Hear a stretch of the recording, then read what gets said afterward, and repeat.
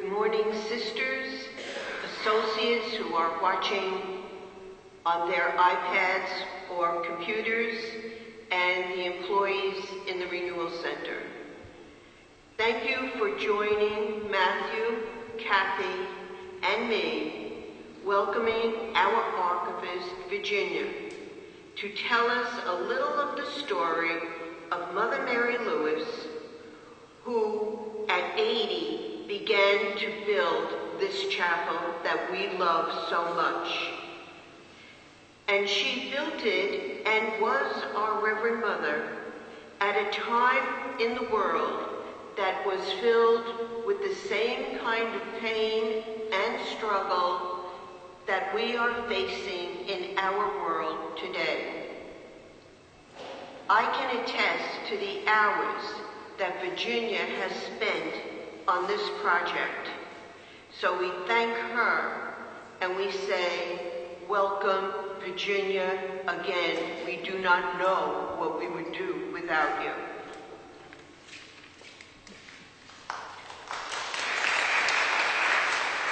Thank you, Sister Jean. Good morning, sisters, associates, and friends of this great congregation.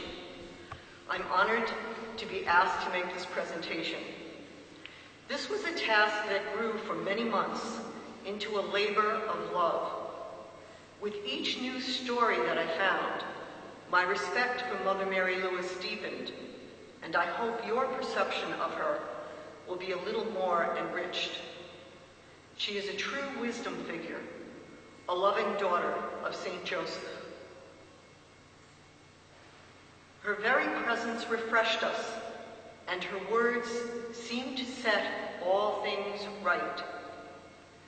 Today I'd like to look more deeply at the life of Reverend Mother Mary Lewis Crummy, the fourth General Superior of the congregation and creator of the sacred space we now occupy. Someone whose mystique is far more familiar than her actual life. In a reversal, then, of abandoning ourselves to a cloud of unknowing, let us consider her particular activities and attributes. Here is the broad outline of her life. Mary Ann Crummy, daughter of an Irish bootmaker, lost her mother at a young age and was sent with her sister to the Sisters of Charity. But we are told that their appearance frightened the children.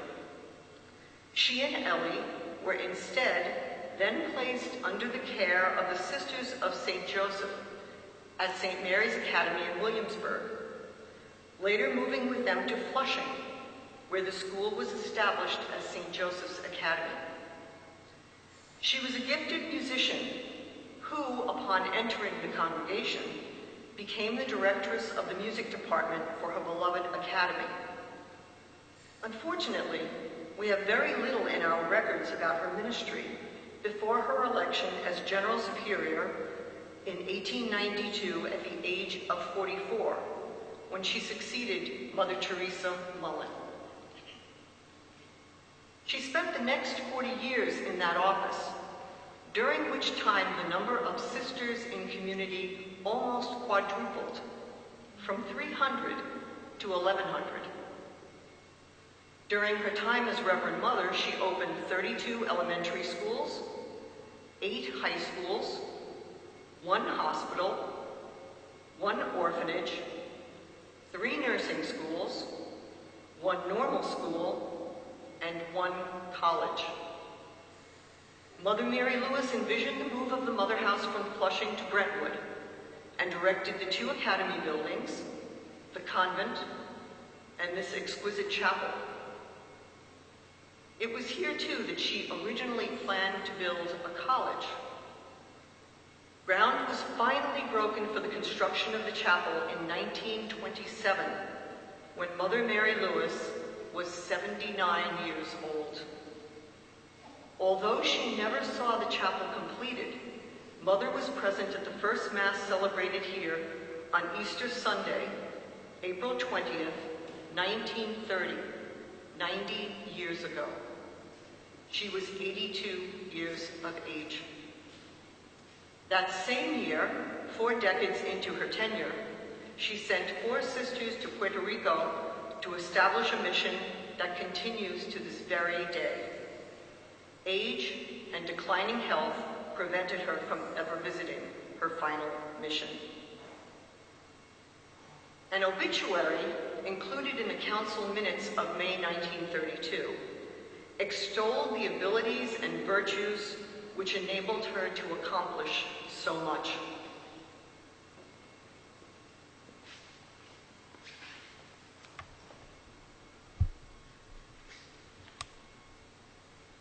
These are the obituaries. Under the able administration of Reverend Mother, the growth and progress of the congregation of the Sisters of St. Joseph has been phenomenal. Their success has been due in a great measure to her very remarkable personality and character. She was gentle and approachable, and ever showed an eagerness to develop the spirit of zeal in her community. Her keen interest in education, splendid business ability, general farsightedness, and prudent counsel guided the work of the community for almost 4 decades. No doubt, her deep spirituality, true refinement and culture, as well as her wonderful administrative ability, were the result of her close union with God and her unfailing trust in God's divine providence. Another obituary put it more simply. The Sisters of St. Joseph of the Diocese of Brooklyn have lost a kind and prudent mother, a talented musician, a cultured religious, a great educator, and a wise administrator and counsel. A third obituary, which may have come from the Academy Sisters, was more personal in its details. It said, though her ideas were big as the diocese for which she labored, Reverend Mother had a mind for the smallest details, a heart for the most unimportant joy or pain, a time for everybody, whether in the early morning or late at night. Her very presence refreshed us, and her words seemed to set all things right.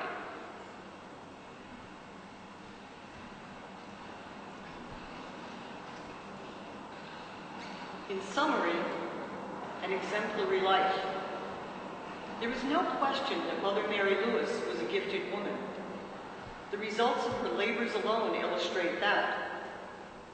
But there is no journey without difficult stretches, no human intercourse without misunderstandings, no vision without occasional distortion. To imagine that journey, my reflection today will look at her gifts and virtues through the prism of actual events and documents.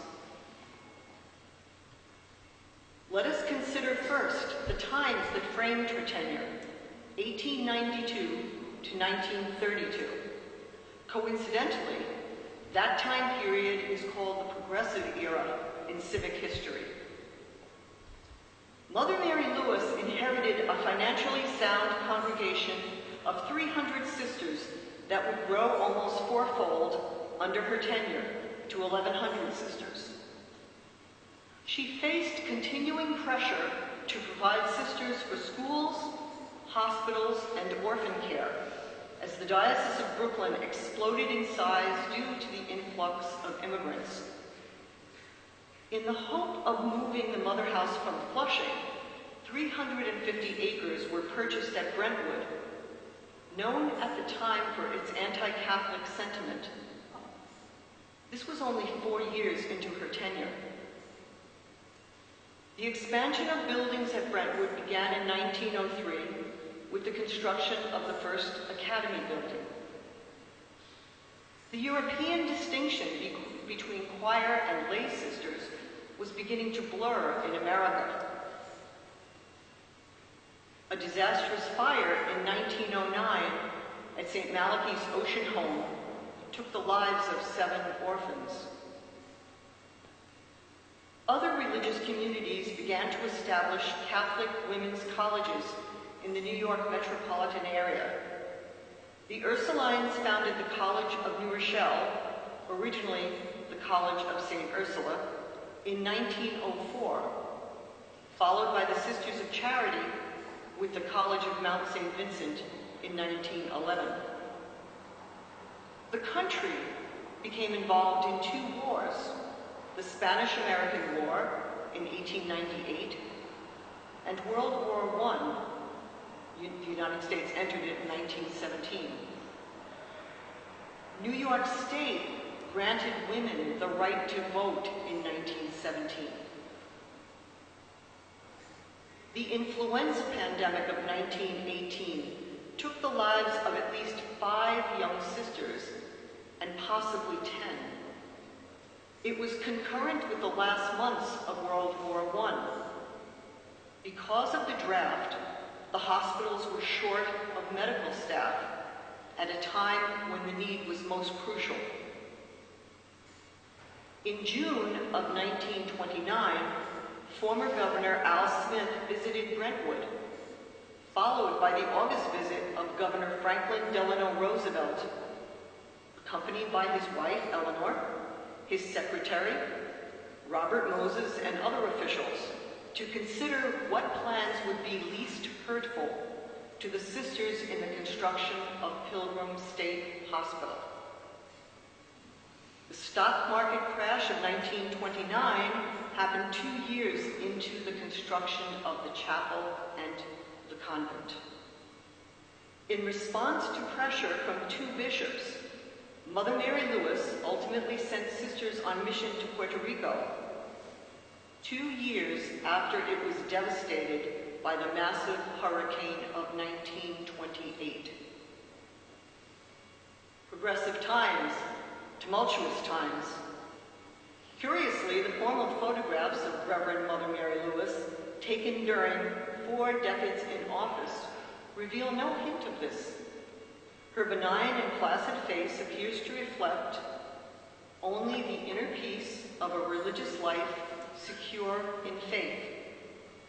Her eyes are clear, her face unlined.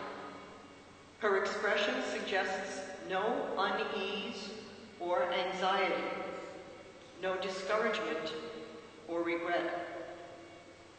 Keep her face in mind as we explore some stories that may more fully describe this remarkable yet enigmatic woman.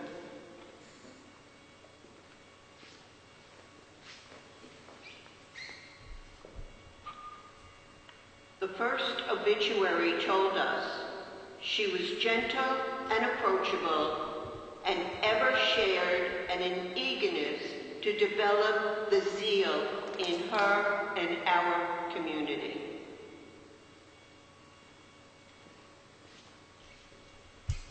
A Canadian sister visits Brentwood.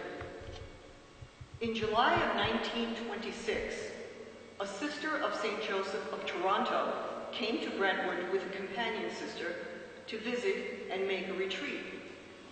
Sister Geraldine Fraser described her travels in a journal which her family shared with our archives. It is a rare primary source that offers a personal glimpse of Mother Mary Louis. Sister Geraldine wrote, "Many other groups of sisters were entering the grounds when we were, for one of the annual retreats was to begin that evening. And, spent and weary after the strenuous work of the long years, the laborers were coming home from the field. Just inside the wide open doorway stood Reverend Mother Mary Louis, giving to each of her daughters a glad welcome home. This has been her custom for the 37 years she has spent in the office of Head Superior of the Sisters of St. Joseph of the Brooklyn Diocese. More than 1,000 subjects are under her wise and gentle sway. Since our coming to Brooklyn, we had heard much of Brentwood and Our Mother.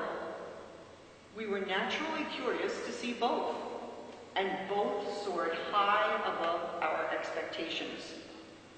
As Reverend Mother greeted us, and in her gracious, winning way, bade us welcome to Brentwood, we instinctively felt ourselves in the presence of a personality of rare charm and deep holiness. This impression deepened as the days went by, so that when the retreat was over, we could readily interpret the expression of pride and filial affection upon the sisters' faces when they asked us, as many did, "How do you like Brentwood?" And then immediately, "How do you like Our Mother?" So it was here at St. Joseph's in the Pines that we reached the climax of our journey. Other impressions, startlingly vivid though they were, may fade as time goes by, but Brentwood the Beautiful is indelibly fixed upon memory's wall. Not so much for its magnificent education buildings with their superb equipment. Remember, the cornerstones for the convent and chapel had not yet been laid. Nor for its surroundings of unparalleled beauty, its wide acres of grassy lawn and park and playground, intersected with long pine-shaded pathways, nor for its broad cultivated fields, its meadows where the placid cattle grazed contentedly, nor for its wide stretches of forest land where the wood folk dwelt secure from harm, but for the brave, happy spirit of holiness which pervaded the atmosphere, for the whole-souled hospitality, the exquisite consideration, the warm sisterly love shown us, not only here at Brentwood, but in all the houses which we visited on Long Island, and to which we owe allegiance to Reverend Mother Mary Lewis. Another story that illustrates Mother Mary Lewis' love for her sisters and the community is not as straightforward. There was a young woman who entered 4 years after Mary Ann Crummy. She was a convert. By all accounts, Sister Mary Virginia Joyce was cultured and artistic. She taught at St. Joseph's Academy for some years, along with Sister Mary Lewis, and was then appointed principal of Holy Name of Jesus School in Brooklyn. At some point, she felt the call to minister to Native Americans and responded to an appeal of Father William Henry Ketchum to go to Indian Territory in Oklahoma. This she evidently did without the permission of her superior, for she is recorded as having left clandestinely. However, the story is less simple than it would appear. Research in the Brooklyn Diocesan Archives indicates that this was not a sudden or direct departure, as suggested by the brief note in the community registration binder. The superior in the Watertown, New York congregation wrote to Bishop McDonald in September 1892, advising him that Sister Virginia Joyce asked for admittance into their community, which was denied. A month later, Mother Mary Lewis wrote to Bishop McDonald about meeting with him and Sister Virginia Joyce. She wrote, "I shall be at your residence on Thursday afternoon to meet Sister Virginia as you propose. May I have a few moments' interview with you before seeing her?" Another source notes that Sister Virginia brought $1,000 from her community to help buy supplies for a school she was to open in Muskogee, that's Indian Territory. A curious donation if she had truly left without permission. She eventually founded her own community and established 3 separate educational institutions in Oklahoma, but for various reasons, not the least of which was a strong personality, the community failed to thrive.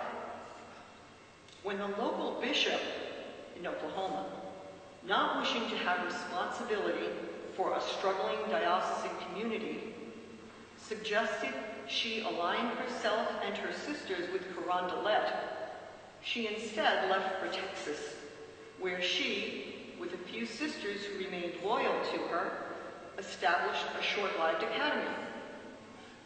What is surprising is that during this time, Sister Virginia came back to Flushing and Brentwood and was welcomed.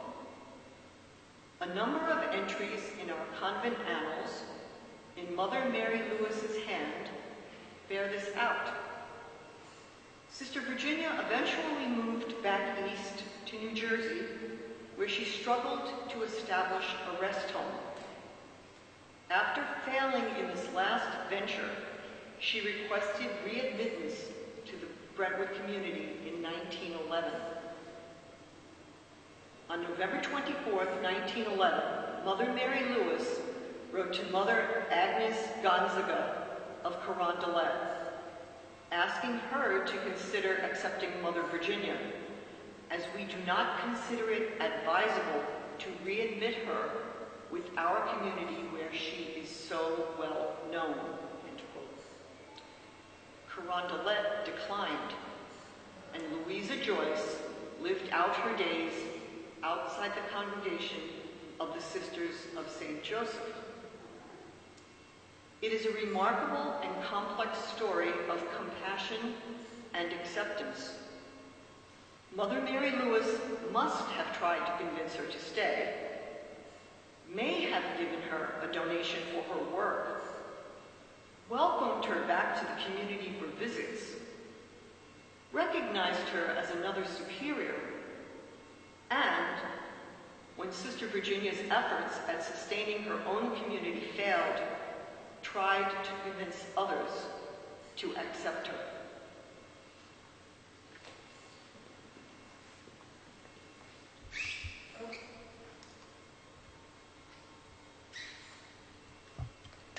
Another part of the obituary. Reverend Mother's amazing keenness of perception and her kindly and constructive criticism, combined with tact, prudence, and deep piety, soon proved her power of leadership and her ability to guide and direct.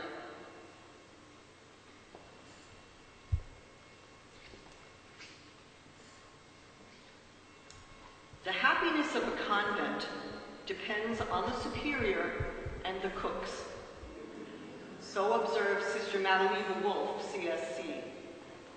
For all its simplicity, there is wisdom in this aphorism, and I was reminded of it with emphasis on the former part, the superior, as I considered the virtues of Mother Mary Lewis expressed in the obituary just quoted: tact, prudence, and deep piety.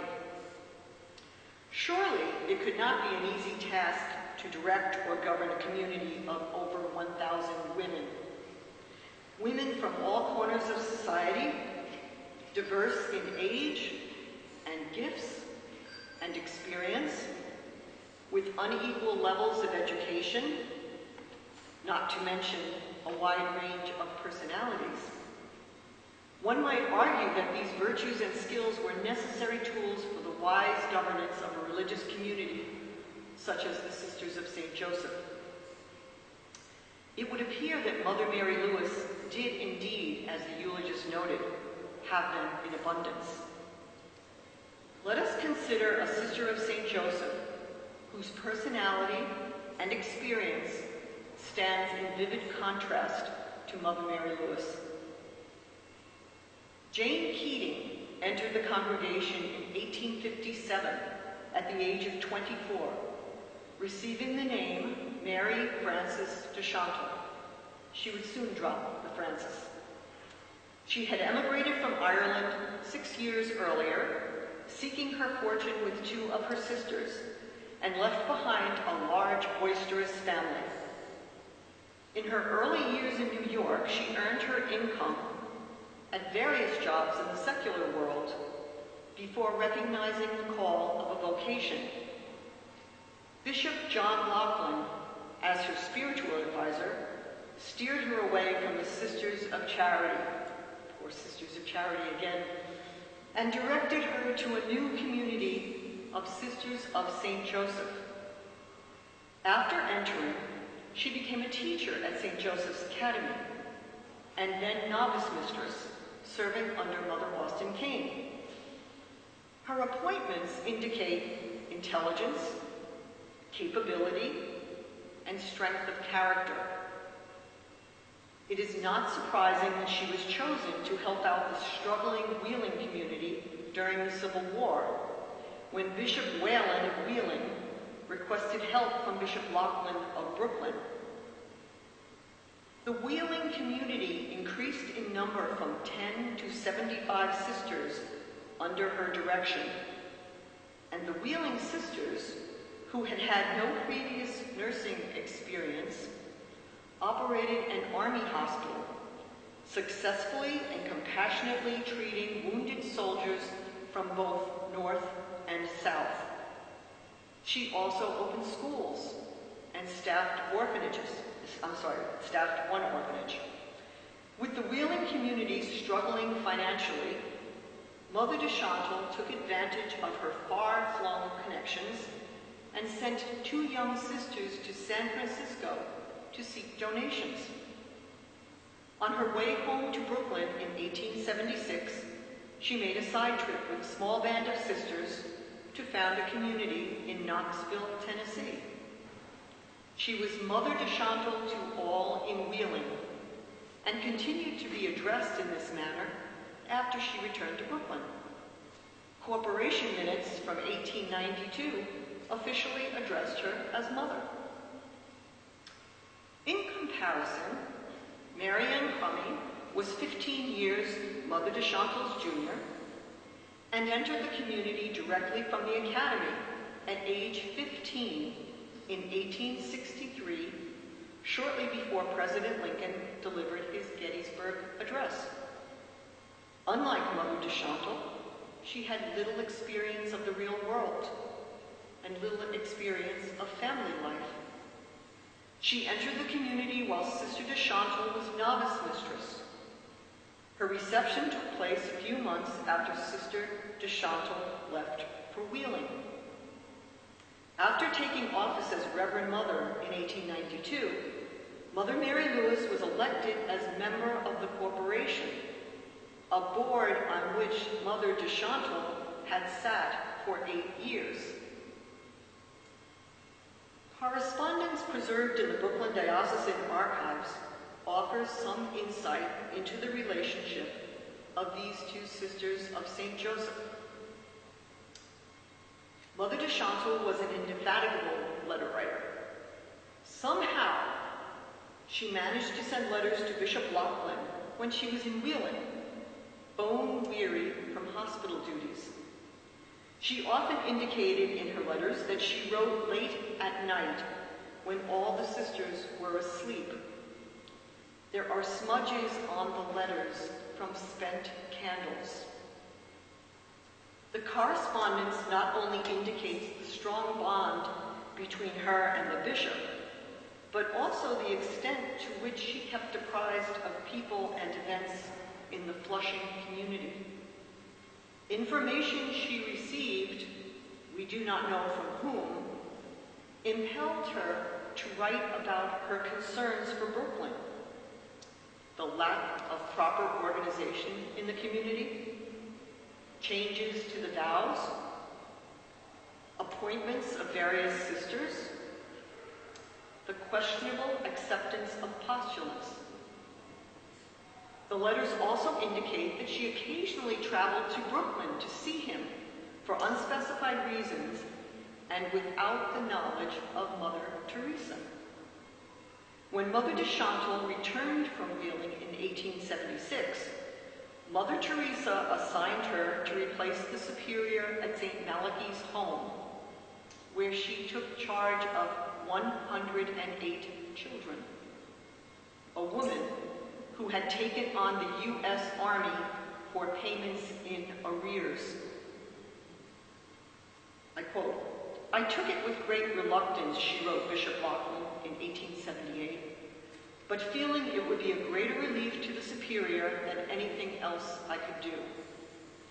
I was obliged to give my personal attention to the children for 2 years, as I had for aides in their case only postulants or inexperienced novices. At this I do not complain, for the orphans next to the sick are my dearest work." End quote.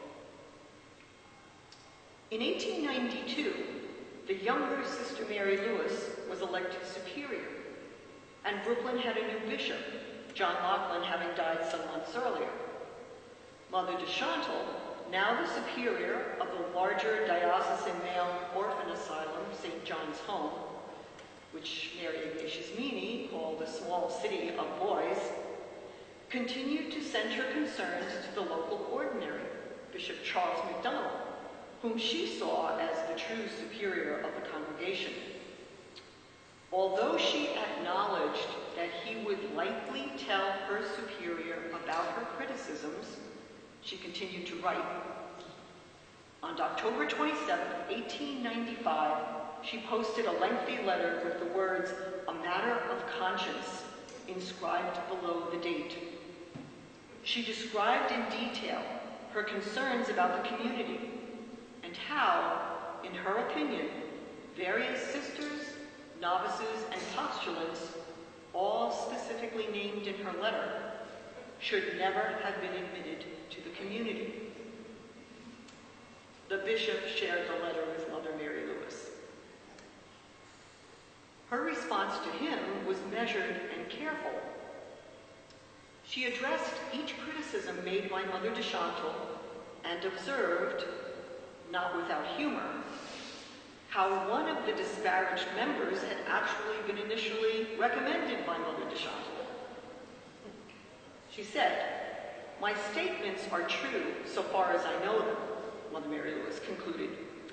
"The spirit which prompted the writing of the enclosed letter is a fault-finding one from beginning to end, but as this is neither new nor uncommon, it causes no surprise nor disappointment. With your numerous cares and duties, it seems like an imposition to annoy you with these petty troubles, which are always found in a large community, especially of women." End quote. What must be remembered in the recounting of this clash of personalities is that each was moved by a great love for community. While one expressed her opinion in fiery indignation, the other, with the calmness of prudence, sought to diffuse that outcry. And Mother Mary Lewis did not deny the placement of the beautiful stained glass window of St. Joseph as centerpiece of the entrance of the convent. It was donated in memory of Mother de Chantal Keating.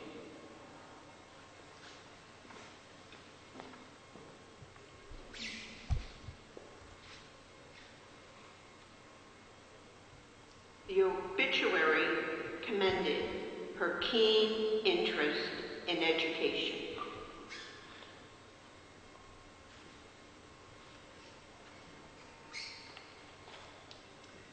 The education of girls and women had always been a priority for the Sisters of St. Joseph.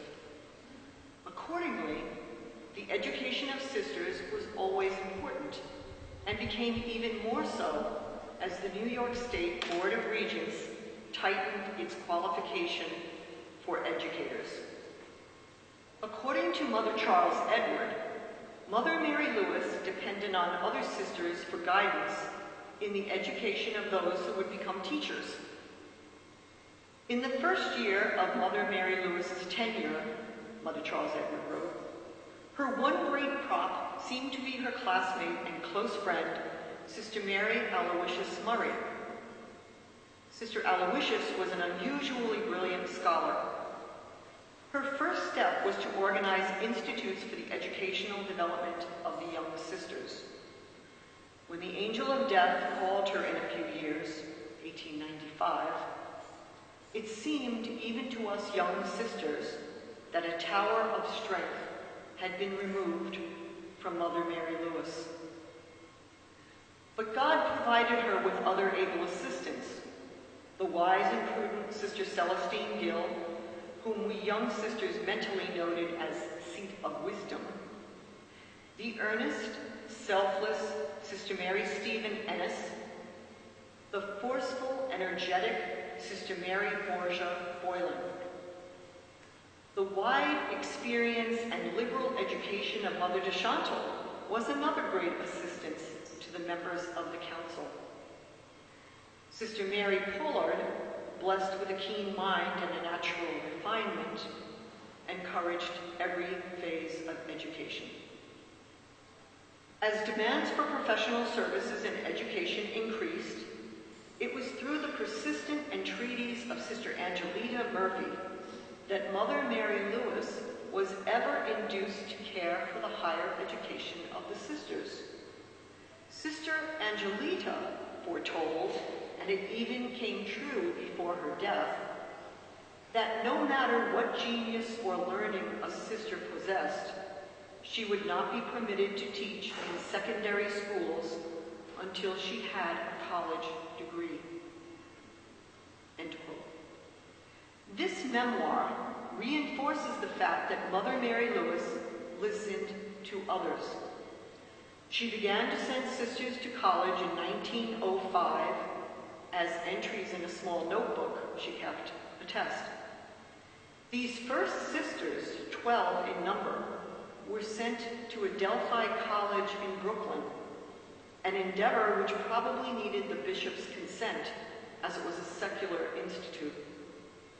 Later, sisters were sent to St. John's College, too.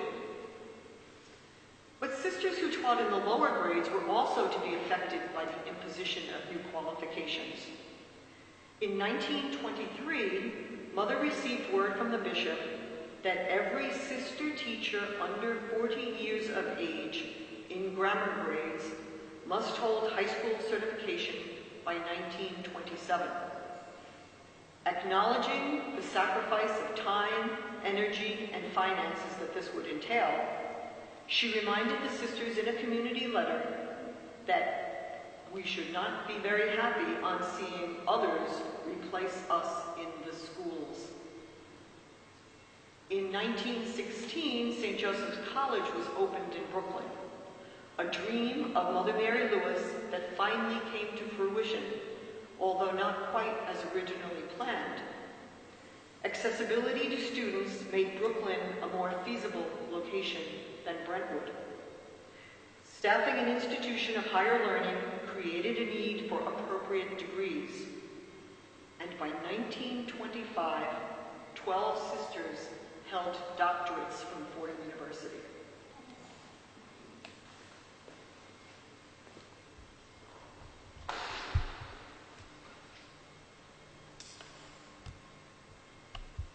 The obituary compliments her splendid business ability and general foresightedness. Although these are separate gifts, they are often intertwined.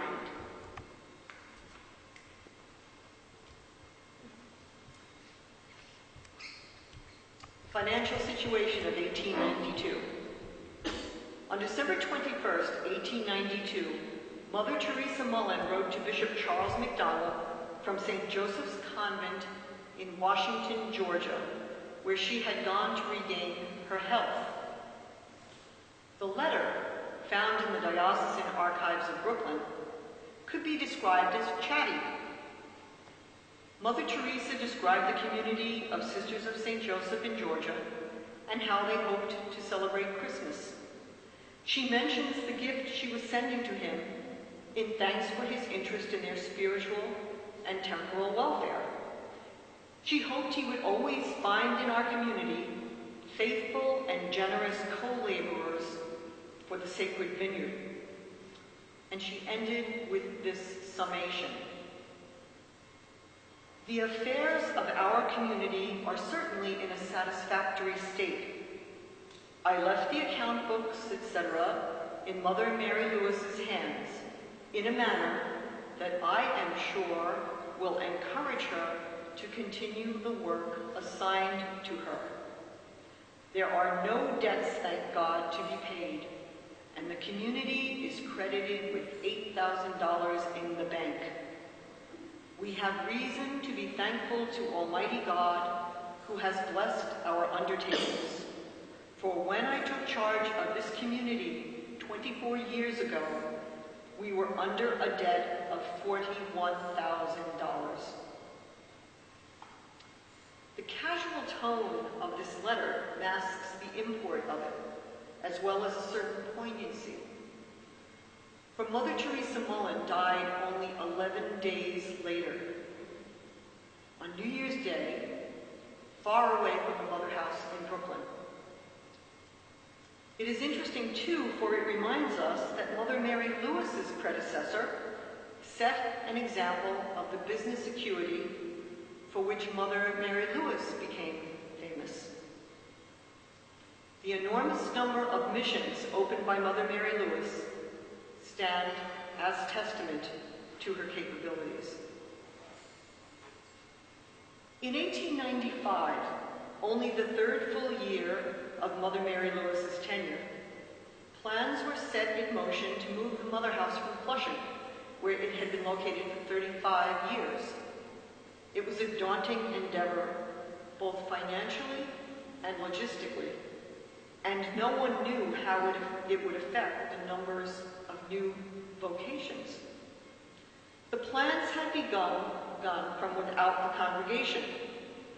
Both a parishioner and the pastor of St. Anne's in Brentwood recommended the purchase of Pine Park to Bishop Charles MacDonald, who had been searching Long Island for a new home for the Sisters of St. Joseph, if we believe a published version of it found in the Brooklyn Daily Eagle.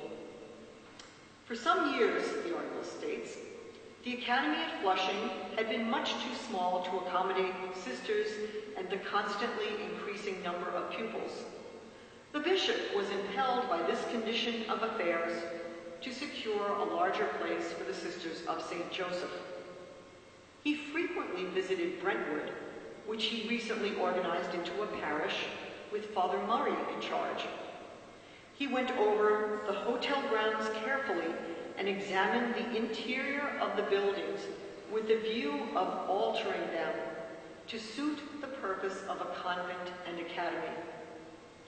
He was accompanied by a practical builder who, after careful examination, said that the cost of the necessary changes would be very little. The bishop came to the conclusion that the place was adapted for the purposes, and then deputized Mr. Joseph Owens, his lawyer, to conduct the negotiations. End of the article. It is clear from correspondence found in the Brooklyn Diocesan Archives that Mother Mary Lewis was careful in her consideration of purchasing a property so distant from the city. It was also clear that it was a decision she did not make alone. On December 24, 1895, she wrote to Bishop Charles MacDonald, "The letter you very kindly sent on Saturday would have received an answer immediately. Only I waited to know what decision the two sisters in the city thought it necessary to make about Brentwood. The objections that we found in the beginning are the only ones: the expense of traveling and the distance from the city. With the prospect of having these removed in the future, the sisters feel that, with your approbation, it is desirable to secure the place." Evidently, the property almost slipped away from them. February 7, 1896, "Dear Father," she wrote the bishop, "it is not without a feeling of disappointment that we learn through your kind favor of the sale of Brentwood. Perhaps St. Joseph may have a better place in view, if all hopes of securing this have entirely failed.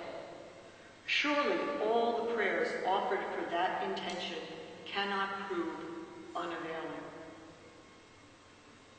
But hopes were buoyed again on February 20, 1896. Dear Father, your kind, interesting letter with the encouraging one from Father Murray were received yesterday morning.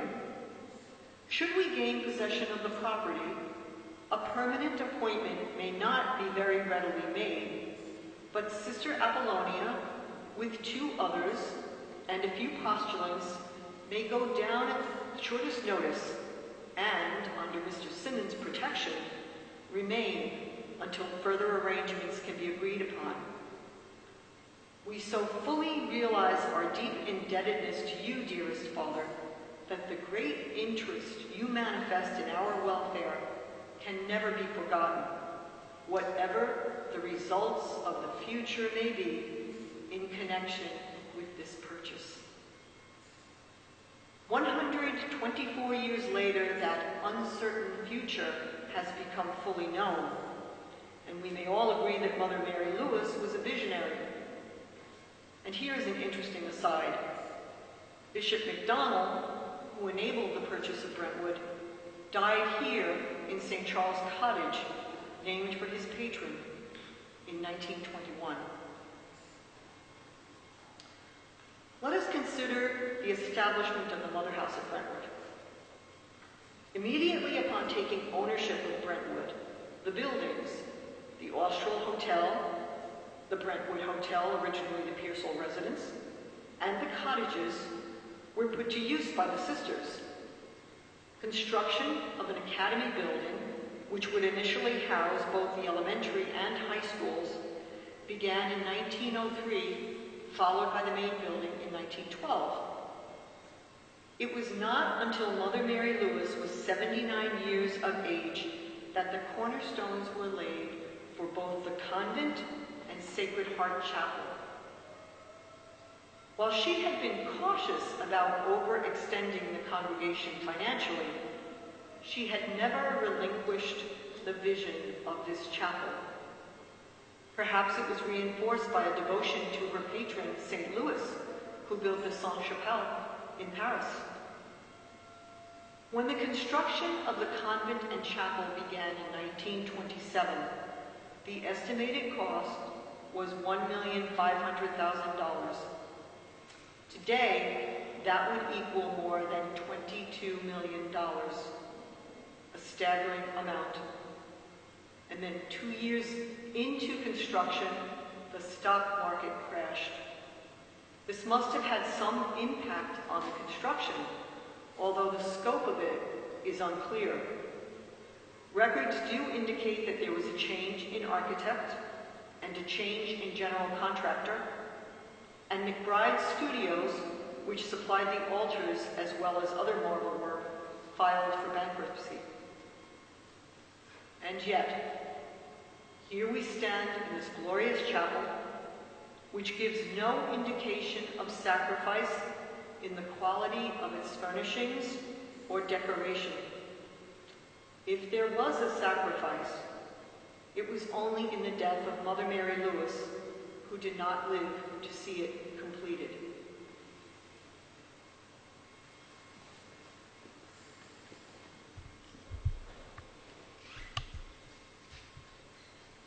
Mother Mary Lewis was a talented musician and very cultured.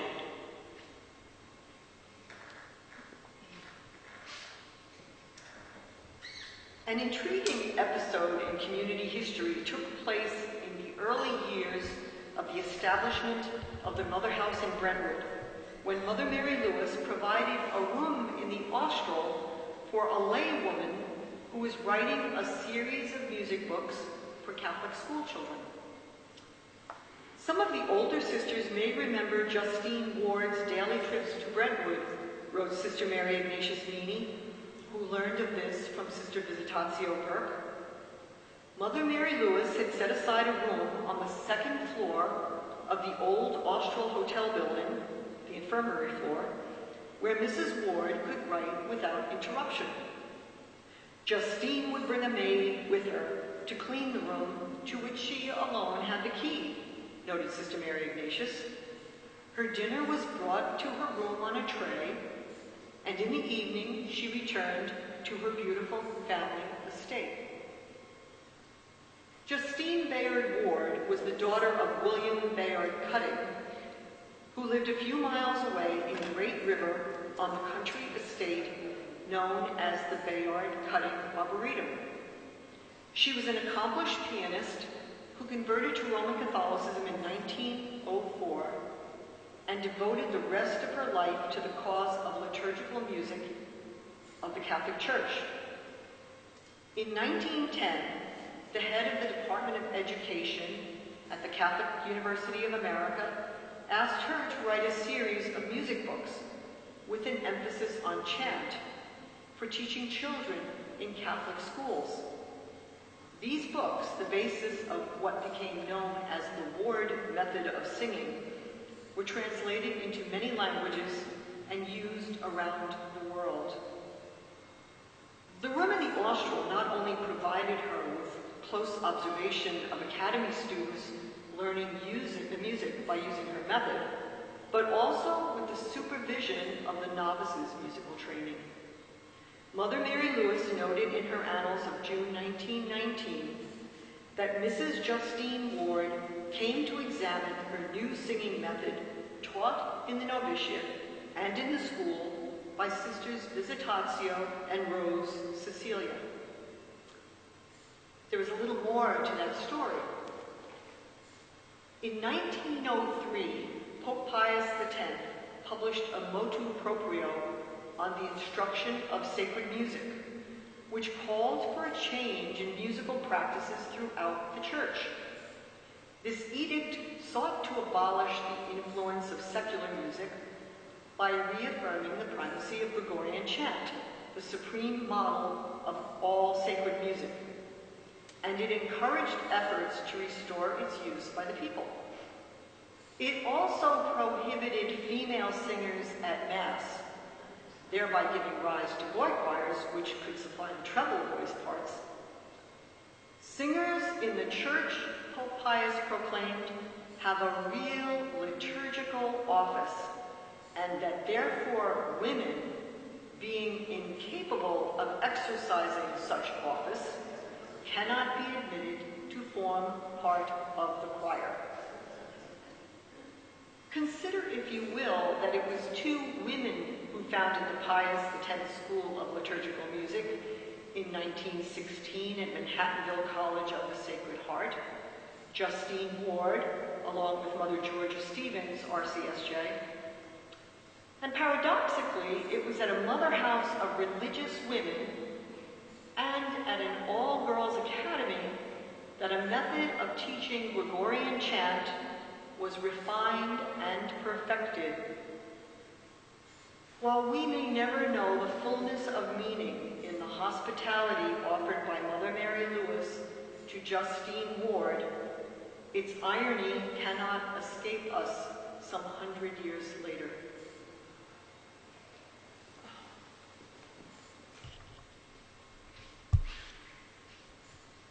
She is further remembered for her unrelenting trust in divine providence.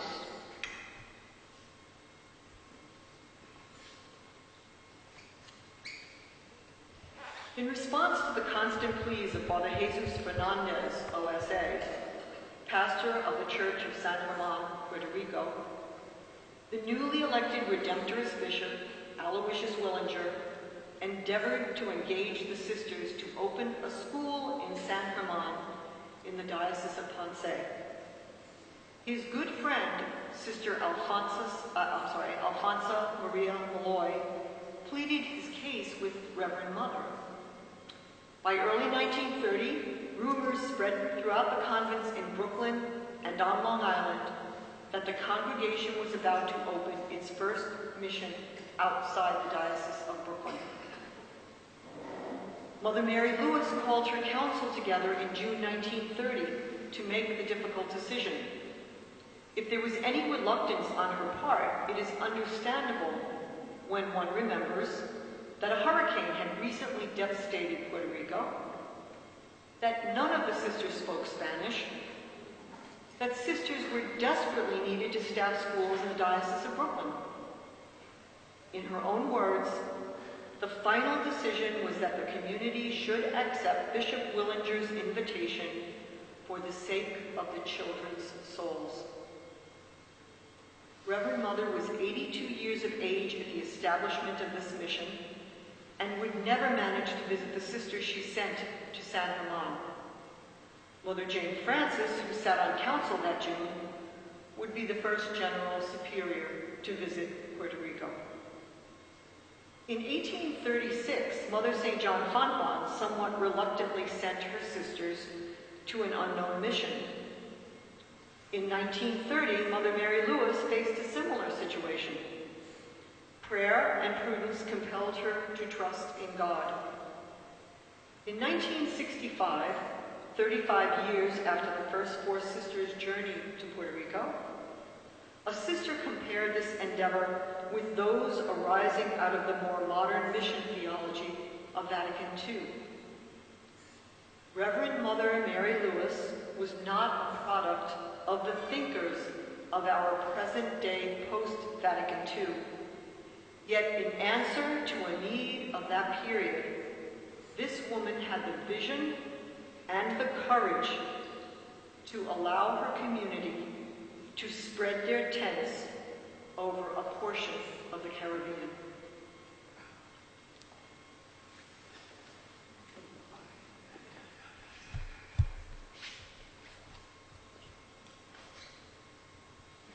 The sisters at the Academy felt Mother's death keenly and remembered that, quote, the Academy was Mother's special attraction, the object of her deepest solitude. Year after year, she loved to preside at our monthly plays and was as much interested in the entertainments of the minions as in the house of the seniors.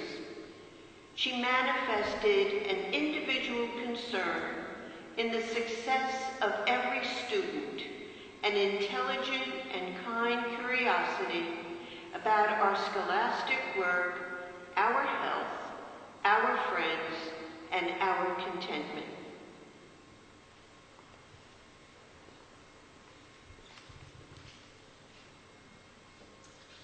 A child named Viola Smith was entered into the school register of St. Joseph's Academy in Flushing in 1888. She was actually a baby, only 14 months old, while all the other minims at the boarding school were at least 5 years of age. No address was given for her in this entry, nor the names of her parents, though we may assume her mother was dead. Her father's death was mentioned in the annals after she had been with the sisters for many years. Although Mother Teresa Mullen, as superior at the time, must have proved her admittance to the Academy, Sister Mary Louis was named as her guardian. Nothing in the archives tells us how Viola came to the sisters, but it was apparent that she was precious to them. In 1895, the convent annalist praised Viola's recitation of "Let the Little Children Come to Me" for a visiting clergyman and called her our pet. A poetic tribute to Mother Mary Louis, composed many years after Viola's days at the Academy, recalls the warmth was returned in full. "'Tis beyond my power to say, but like baby Viola, I'll show you. For when she was asked one day, how much do you love, dear mother? That much? She responded, oh, no, no, no, no, all I can measure and much more." Viola came to Brentwood with the sisters in 1903, and a napkin ring bearing her name was kept by the sisters. Her graduation in 1906 coincided with the Jubilee year for the congregation, and this talented girl performed on violin and delivered the valedictory speech. This quiet story of love, pieced together from fragments in the archives, gives us insight into the maternal heart of Mother Mary Lewis and the sisters at the Academy, who helped raise Viola and watched her mature into an intelligent, cultivated, loving young woman, and then, in the true spirit of that love, let her go. Here is another mystery. Why, in this chapel, there is no statue of St. Teresa of Avila, on whose feast Founders' Day is celebrated each October? Not only is her feast a day of community celebration, but Teresa was also the patron of the General Superior who preceded Mother Mary Lewis, as well as the patron of Sister St. Teresa Duane, art teacher at the Academy, and the appointed liaison between the sisters and the architect of Sacred Heart Chapel. A curious omission. May I draw your attention to St. John the Baptist in the transept on your right? He is, along with Saints Peter, Paul, and Louis, outnumbered by the legion of holy women. He may well have been chosen for this honor because he is Mother Baptista's patron. I wondered, because so much in this chapel is carefully balanced, whether the other transept statue, usually identified as Saint Anne, Mother of Mary, was actually the missing Saint Teresa. If you study it closely, you will see that there is no child Mary by the saint's side, the usual manner in which Saint Anne is depicted. I scoured early documents in the archives to give credence to this idea, only to unearth a very early reference seeking donations for a statue of Saint Anne on the Academy side transept. I was wrong. The given explanation that Saint Teresa was originally meant to occupy the niche in which Saint Jane Frances of Chantal was eventually placed is probably true. Sisters have said that the statue of Saint Anne was chosen as a comfort to the Academy girls, who were all boarders at the time, away from their homes. Not a few had lost their mothers.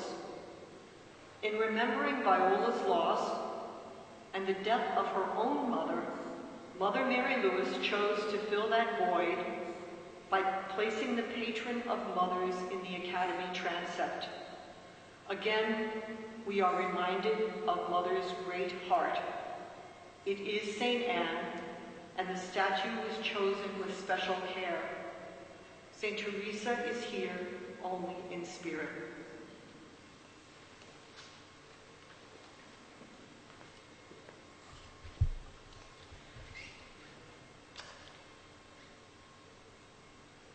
Her very presence refreshed us, and her words seemed to set all things right.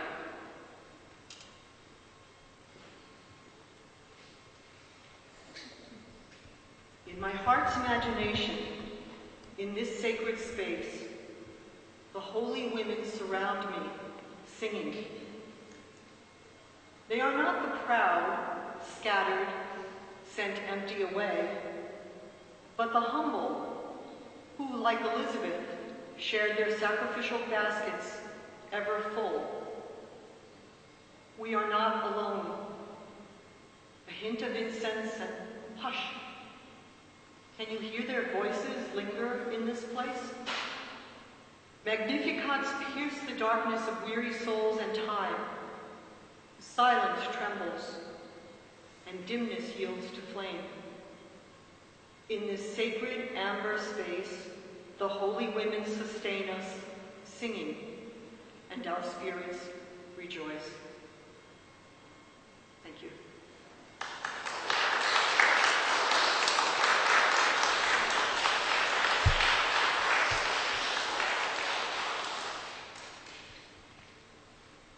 For myself, and I say thank you, Virginia, for giving us this insight to a woman who built the place we pray and the entire place that we all have come to love. Her presence has refreshed us, and my own hope would be that hearing her story today, and from Virginia, who I can tell you has spent hours doing this, will help us as we go through the pandemic and the trials we're having politically and in all other areas to bring all of us to a new point in our lives and in the lives of the world. Thank you very much.